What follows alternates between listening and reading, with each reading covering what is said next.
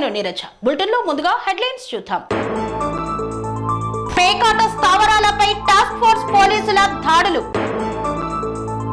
చిన్నారుల ఆధ్వర్యంలో ఘనంగా నవరాత్రి ఉత్సవాలు. నల్గొండ డిఎస్పీ కార్యాలయంలో ప్రెస్ మీట్.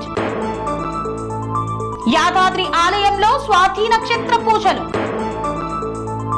జర్నలిస్టులను ఘనంగా సన్మానించిన ఆలేరు రెవెన్యూ డివిజన్ సాధనా కమిటీ. వరద బాధితులకు అండగా రాష్ట్ర ప్రభుత్వం నిలుస్తుందన్న బోండా ఉమా. మద్యం మత్తులో కరెంటు స్తంభమెక్కి హడావుడి చేసిన తాగుబోతు. టీపీసీసీ చీఫ్ మహేష్ కుమార్ గౌడ్ ని మర్యాదపూర్వకంగా కలిసిన బిర్లా ఐలయ్య.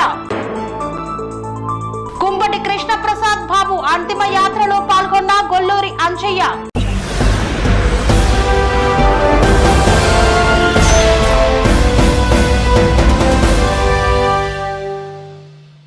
మంచిర్యాల జిల్లా కేంద్రంలో రహస్యంగా నిర్వహిస్తున్నటువంటి పేకాట స్థావరాలపై దాడులు నిర్వహించారు రామగుండం టాస్క్ ఫోర్స్ పోలీసులు. రామగుండం పోలీస్ కమిషనరేట్ మంచిర్యాల జిల్లా మంచిర్యాల పోలీస్ స్టేషన్ పరిధిలోని మార్కెట్ ఏరియాలోని ఒక ఇంట్లో రహస్యంగా డబ్బులు పందెం పెట్టి పేకాట ఆడుతున్నారనే నమ్మదగిన సమాచారం మేరకు Mancherial task force inspector Raj Kumar, SI Upender మరియు సిబ్బందితో కలిసి పేకాట స్థావరాలపైన రైడ్ చేసి 10 మంది వ్యక్తులు 52,320 రూపాయల నగదు, 10 మొబైల్ ఫోన్లు, పేక ముక్కలను స్వాధీనపరుచుకున్నారు. పట్టుబడిన వ్యక్తులను స్వాధీనం చేసుకున్న నగదు మరియు పేక ముక్కలను తదుపరి విచారణ నిమిత్తం మంచిర్యాల పోలీస్ స్టేషన్లో అప్పగించడం జరుగుతుందని తెలియజేశారు. పట్టుబడిన వారిలో నల్మోస్ జీవన్ కుమార్, బుధార్ది శంకర్, పార్థ రాజేంద్ర ప్రసాద్, చందూరి సుధాకర్, గోపాల్ శర్మ, దాసరి రవి, పులి శ్రీనివాస్, భువనగిరి యాదగిరి, సునీల్ కుమార్, మిట్టపల్లి రామారావు తదితరులను పట్టుకున్నట్లు వెల్లడించారు.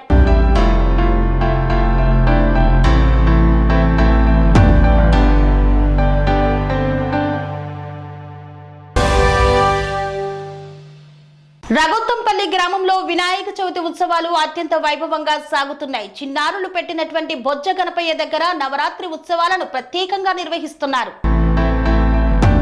సిద్దిపేట జిల్లా దుబ్బాక మండలం రఘోత్తంపల్లి గ్రామంలో చిన్నారుల ఆధ్వర్యంలో బొజ్జ గణపయ్య మండపాల వద్ద చిన్నారులు గణపతి మొప్ప బోరియా అంటూ ప్రత్యేకంగా పూజలు చేస్తున్నారు. వినాయక నవరాత్రి ఉత్సవంలో భాగంగా మండపంలో ప్రత్యేక పూజాది కార్యక్రమాలను చేపడుతున్నారు. ఈ సందర్భంగా చిన్నారుడు లోహిత్ రెడ్డి మాట్లాడుతూ ప్రతి సంవత్సరం వినాయక నవరాత్రి ఉత్సవాలు చేసుకుంటామన్నారు.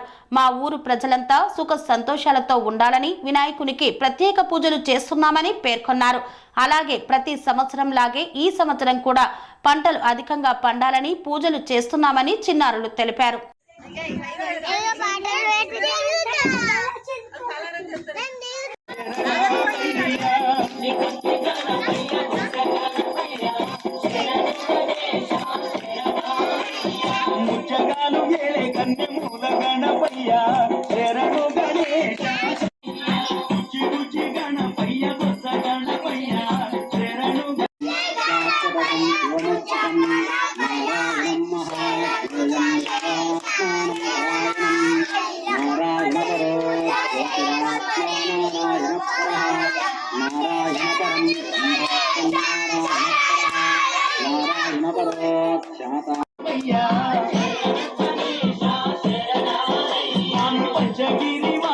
పేరు లోహిత్ రెడ్డి. మా ఊరు రఘోత్తంపల్లి.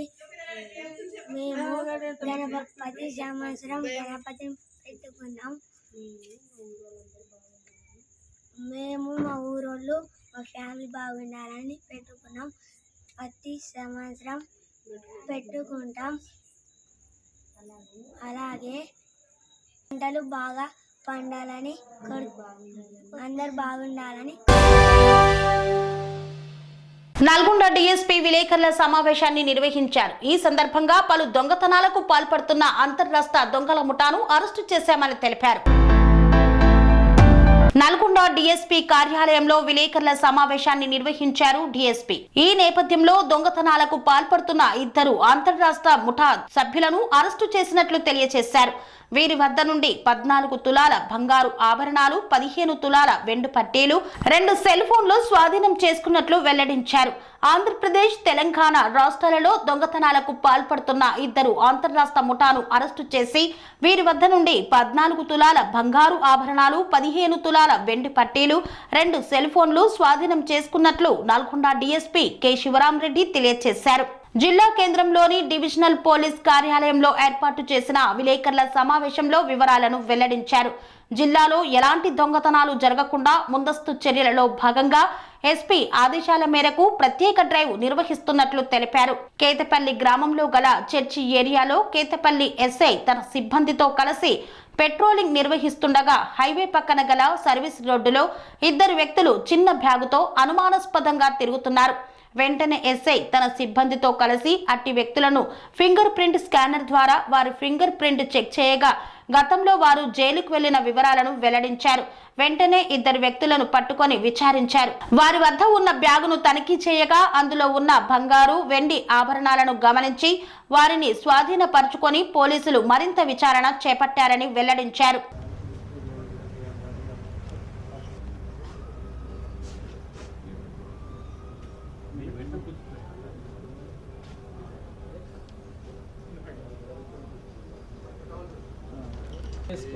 మా హైదరాబాద్ కానీ బోర్ అయితే అంటుండ్రు 20 సంవత్సరాల క్రితం వీడియోలు అంతా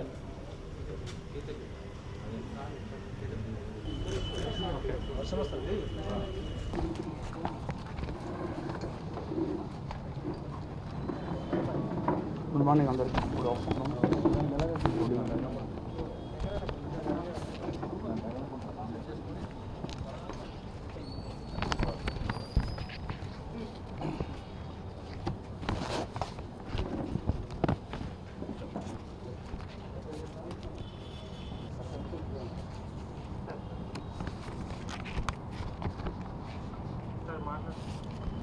ఓకేనా? మునగాల్లో చేశారు, మనది లాస్ట్ ఇయర్ చేశారు.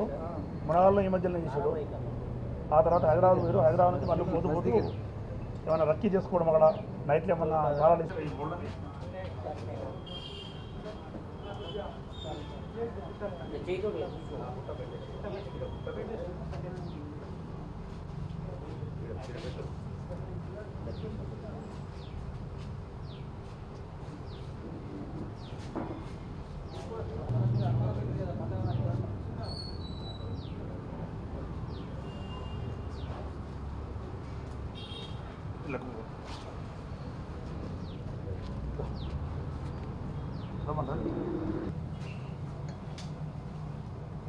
రేపు ఒకటి ట్రైనింగ్ ఉంది సార్.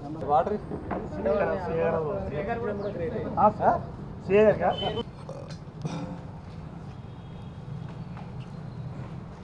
అర్జెంట్ దానికి నువ్వు అందరికీ ఉంది సార్. నాకును 1 టౌన్ సిఏ గారికి మిరల్ కూడా 1 టౌన్.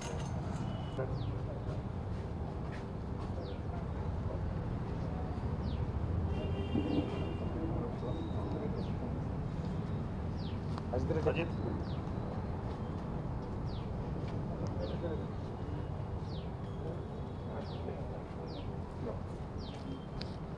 రాంబాబు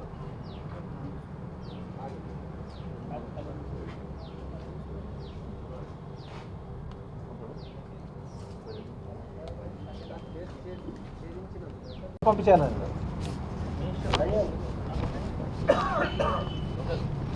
ఈరోజు మధ్యాహ్నము ఎస్ఐ కేతపల్లి వారి సిబ్బందితో పాటు నేషనల్ హైవే పైన పెట్రోలింగ్ చేస్తున్నప్పుడు కేతపల్లి దగ్గర సర్వీస్ రోడ్లో 2 వ్యక్తులు అనుమానాస్పదంగా ఉంటూ బ్యాగుతో పాటు ఉన్నారు. ఆ అనుమానాస్పద వ్యక్తులను పట్టుబడి చేసి వాళ్ళను విచారిస్తే వాళ్ళను ఫింగర్ ప్రింట్ స్కానర్ ద్వారా ఫింగర్ ప్రింట్స్ తనిఖీ చేస్తే వాళ్ళు ఓల్డ్ అఫెండర్స్గా గుర్తించడం జరిగింది. గుర్తించిన తర్వాత వాళ్ళ బ్యాగుల్లో చెక్ చేస్తే కొన్ని గోల్డ్ ఆర్నమెంట్స్ ఉన్నాయి. పంచుల సమక్షంలో విచారిస్తే అతను గతంలో పాత నేరస్తులను ఒప్పుకోవడం జరిగింది. వాళ్ళ పేర్లు A1 ఇట్ట Gopinath, alias Gopi, alias lucky అంటారు.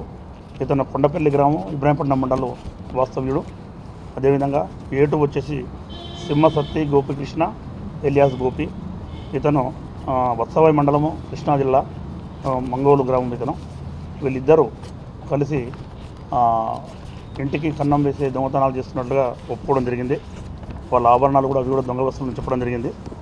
వీరు A1 పిట్ట గోపీనాథ్ గతంలో ఆంధ్రప్రదేశ్ రాష్ట్రంలో 17 కేసుల్లో దాదాపు కంచికచర్ల, ఇబ్రాహీంపట్నం, కొండూరు, మైలవరం, నందిగామ మరియు నూజివీడు ప్రాంతాల్లో దాదాపు 17 కేసుల్లో నేరాలు చేసి పట్టుబడి జైలు శిక్ష, కొన్ని కేసుల్లో శిక్ష కూడా అనుభవించి బెయిల్ పైన వచ్చిన తర్వాత మళ్ళీ అదేవిధంగా నేరాలు చేస్తుండు.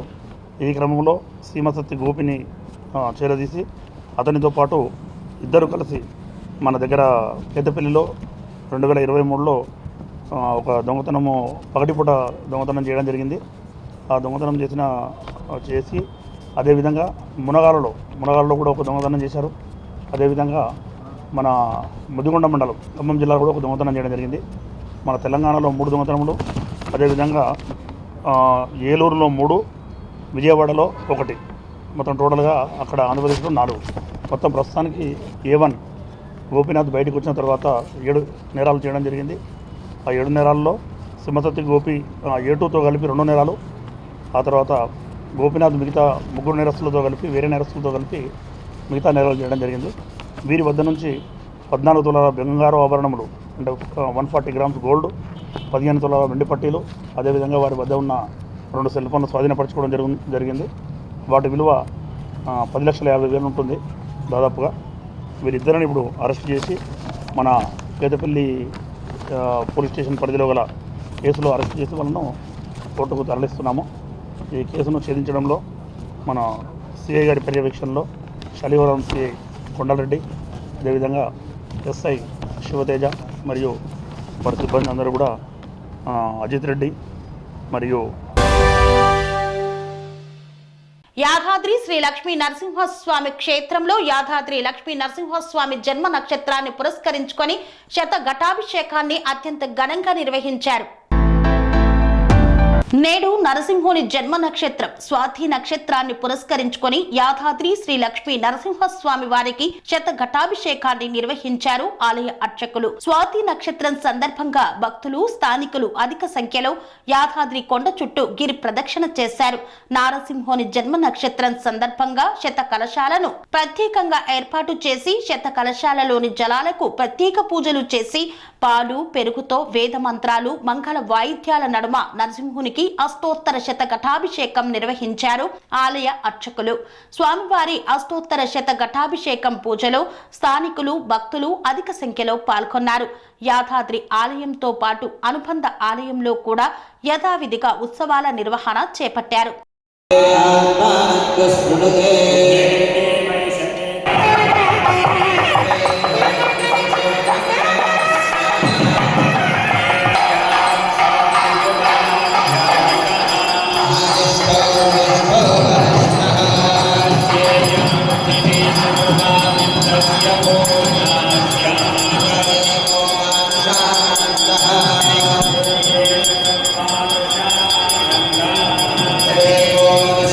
Sarvana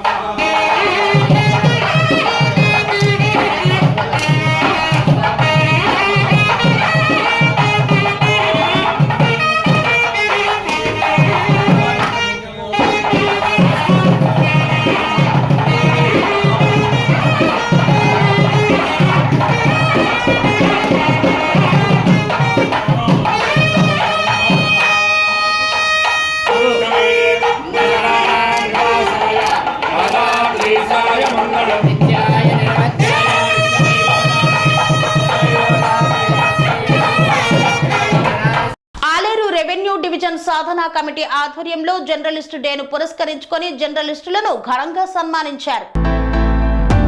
జర్నలిస్టుల డేను పురస్కరించుకొని స్థానిక వైఎస్ఆర్ గార్డెన్ లో జర్నలిస్టులను ఆలేరు రెవెన్యూ డివిజన్ సాధనా కమిటీ ఆధ్వర్యంలో ఘనంగా సన్మానించారు. ముందుగా చనిపోయిన జర్నలిస్టు కర్రే రాములు తెలంగాణ ఉద్యమ నాయకుడు జిట్టా బాలకృష్ణారెడ్డికి 2 నిమిషాలు మౌనం పాటించారు.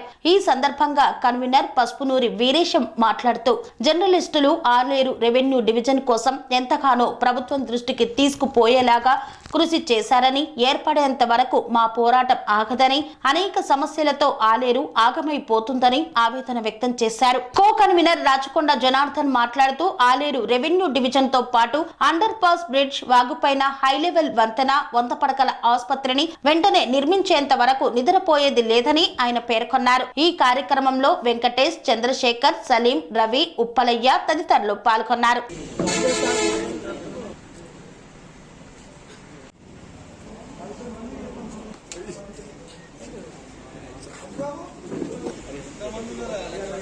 అన్నా చూడు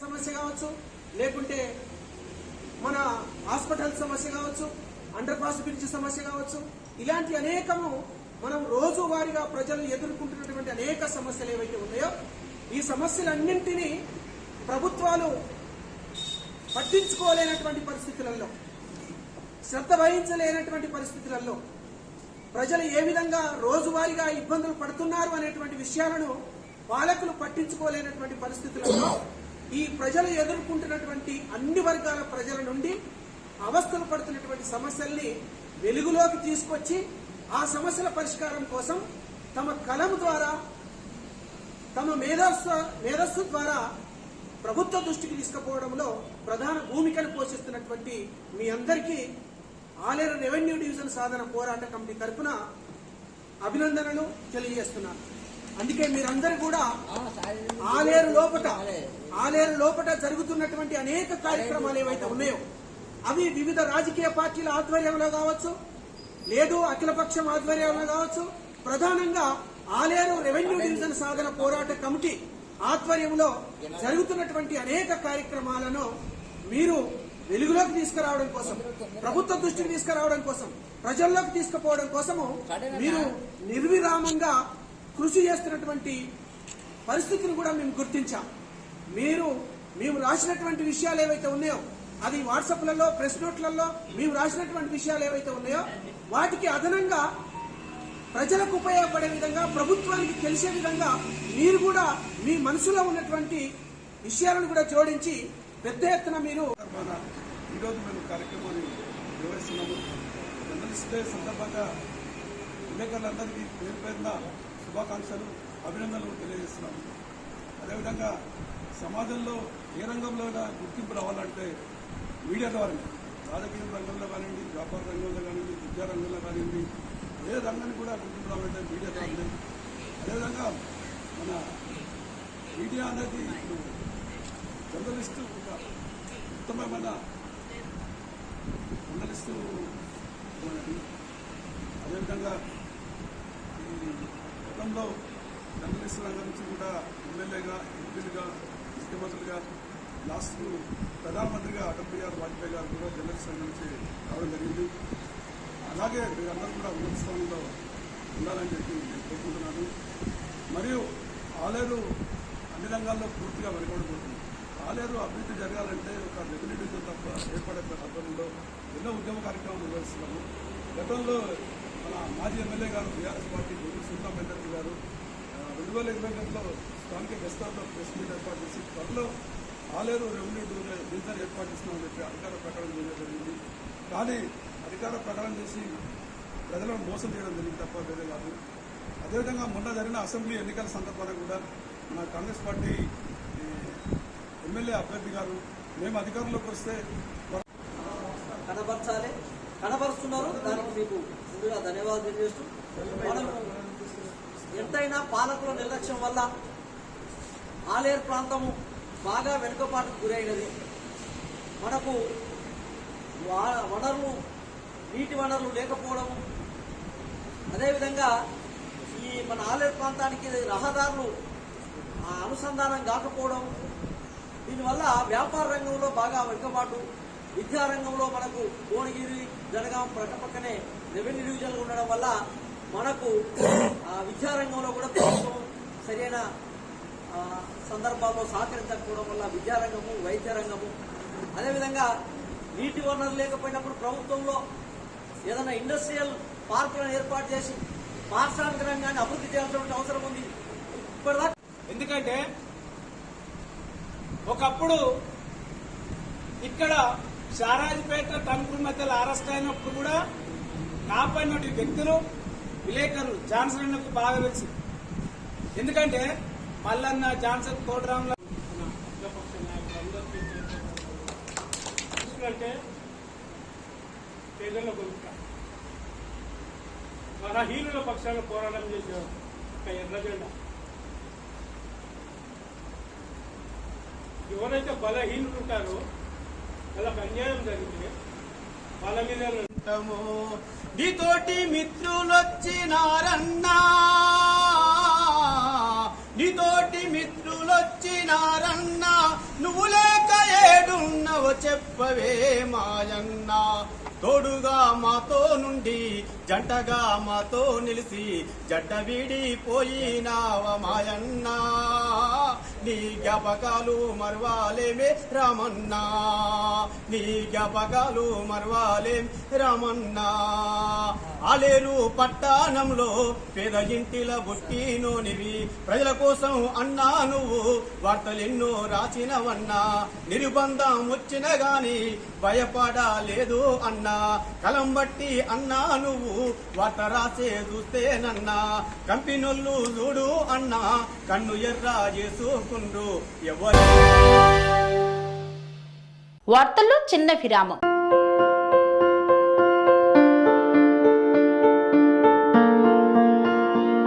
సంస్కృతి, సంప్రదాయం, ప్రేమ, ఆప్యాయత, రాజసం ఉట్టిపడే వేడుకలకు అనువైన ప్రదేశం MLN కన్వెన్షన్ హాల్. కని విని ఎరుగని రీతిలో జరిగే మీ ఇంటి కళ్యాణ వైభోగానికి అందమైన కళ్యాణ వేదిక MLN convention hall. MLN convention hall ప్రత్యేకతలు: సువిశాలమైన wedding halls, centralise AC, banquet hall మరియు విశాలమైన డైనింగ్ హాల్. వధువరుల కోసం ప్రత్యేక AC మరియు నాన్ AC గదులు. నక్షత్రాల వెలుగులో పచ్చని పచ్చికపై పార్టీల కోసం అనువైన గార్డెన్. MLN కన్వెన్షన్ లో CCTV పర్యవేక్షణతో పూర్తి భద్రత. ఎక్స్పీరియన్స్ అండ్ ప్రొఫెషనల్ వర్కర్స్ గల అన్నపూర్ణ గ్రూప్ వారి సేవలు. 2000 వాహనాలు పార్కు చేసేందుకు సువిశాల పార్కింగ్ సౌకర్యం. మీ ఇంట జరిగే అన్ని శుభకార్యాలకు, పెళ్లి, reception, engagement, birthdays, get together, corporate events, ఏ ఇతర శుభకార్యాలకైనా అందమైన వేదిక MLN కన్వెన్షన్ హాల్. బుకింగ్ కోసం సంప్రదించండి 7550438888 మరియు 7550428888. మా అడ్రస్ చీర్యాల లక్ష్మీ నరసింహస్వామి దేవాలయం ప్రక్కన, near outer ring road, Keesara junction, Cheeryal గ్రామం, మేడ్చల్ జిల్లా.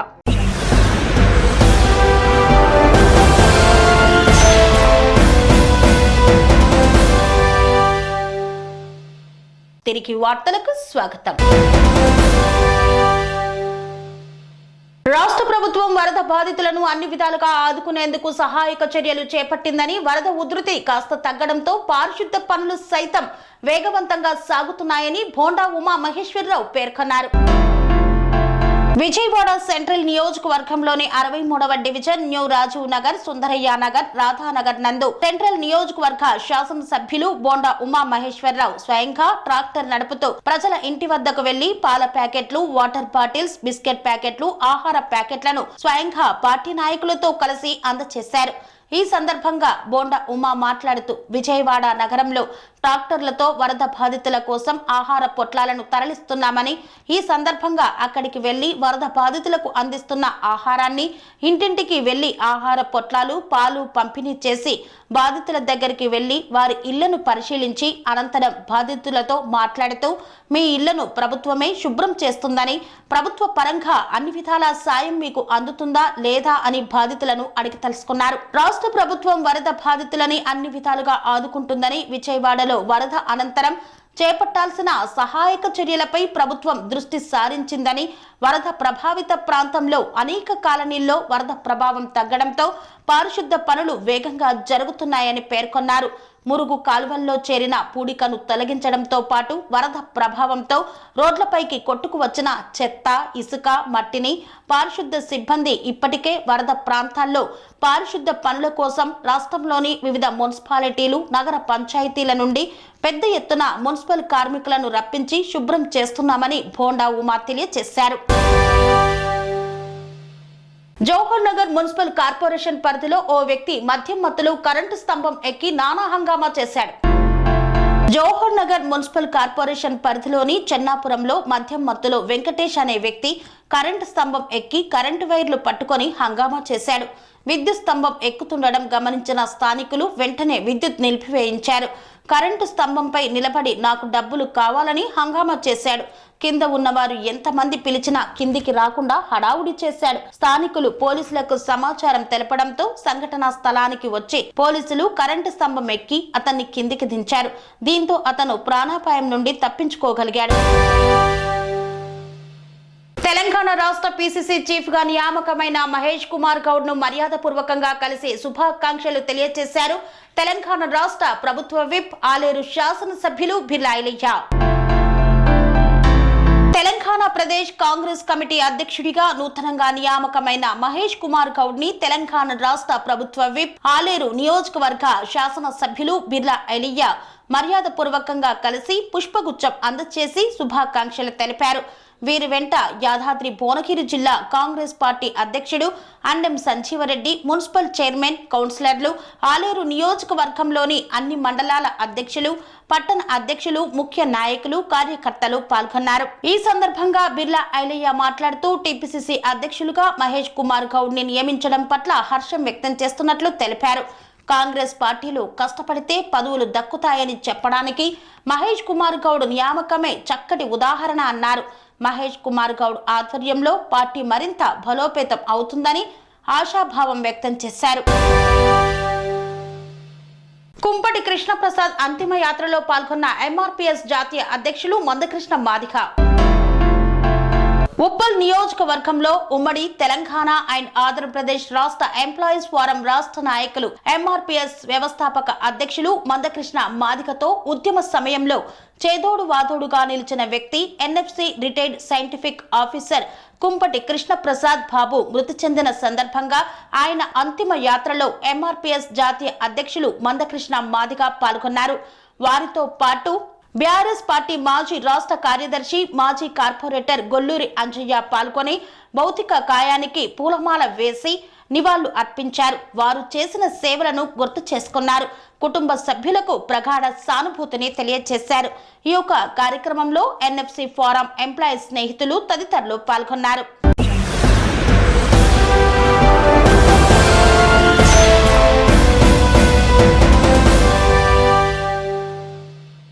ఇంతటితో వార్తలు సమాప్తం. మరిన్ని అప్డేట్స్ కోసం చూస్తూనే ఉండండి TR9 టీవీ. స్వామి బోధానంద గోసేవ ఆశ్రమం, సైతాపూర్. జ్యోతిష్యం, వాస్తుశాస్త్రం మన పూర్వీకులు మనకిచ్చిన వరం. దుర్గాదేవి, కాలభైరవ ఉపాసనతో వాక్సిద్ధి పొందిన శ్రీ శ్రీ బోధానందగిరి స్వామివారు మీకు ఎలాంటి సమస్యలున్నా, వాటిలో ముఖ్యంగా ధన నష్టం, ఆరోగ్య నష్టం, భార్యాభర్తల మధ్య గొడవలు, ప్రేమించుకున్న వారు దూరం అవడం, ఎన్ని సంబంధాలు వచ్చినా పెళ్లి ముడి పడకపోవడం, రోడ్డు ప్రమాదాలు, అప్పుల బాధలు, వ్యవసాయంలో నష్టాలు, పెద్దల మాట పిల్లలు వినకపోవడం, ఆరోగ్య శాంతి, గృహశాంతి, మనశ్శాంతి లేకపోవడం, ఇలాంటి సమస్యలు ఉన్నట్లయితే ఒక్కసారి స్వామీజీని కలవండి. మీ సమస్యలకు తగిన పరిష్కారాన్ని పొందండి. అంతేకాక అన్ని రకాల వ్యాధులకు గోపంచగవ్య మరియు మూలికా వైద్యం చేయబడును. నమ్మకంతో రండి, ఆయురారోగ్యాలతో వర్ధిల్లండి. మా అడ్రస్ స్వామి బోధానంద గోసేవ ఆశ్రమం, సైదాపూర్, వీరభద్రస్వామి గుడి దగ్గర, యాదగిరిగుట్ట. సంప్రదించవలసిన నెంబర్ 9849213754 మరియు 9618034138.